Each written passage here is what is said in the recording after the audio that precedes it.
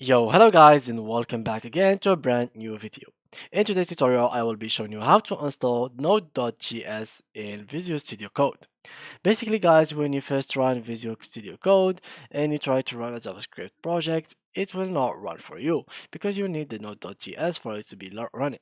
So first of all, I will show you how to install it and how to install even Visual Studio Code.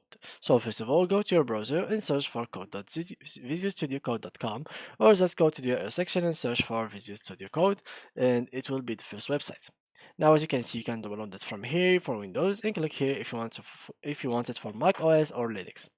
And then you just have to install it like any other program. Now let's search for Node.js, which is Node.js.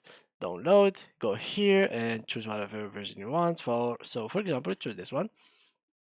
And after that, all you need to do is wait for it until it's fully installed. So let's click here. Here we go. And basically, it is pretty much the same as Visual Studio. All you need to do is install it. So it's gonna be like a pretty like boring step, which is next, next, next, next, and by the end, it will be installed. So let's do that real quick. Let's wait a little bit. And yeah, it is not opened yet. So let me just open it like that. And here we go. All you need to do is next, next, next, next, and then it will be ready for you to start. For me, I have it already installed, so just like that, next, next, and after that, it will start installing. So I'm going to click install because I have it already in my PC. Now, let's go ahead and create a new JavaScript file. So new file, and let's make it Java. So let's make it y.ts. Great, and here we go.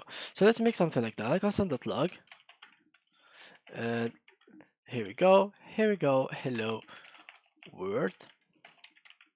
And as you can see now, it will no longer give us the problem of the node thing. So there will never, as you can see, this is the node which is working. So running node, which is it is activated, and as you can see, they will never give us the problem. So if I went to here and run debug node.js, as you can see, here it is working for me.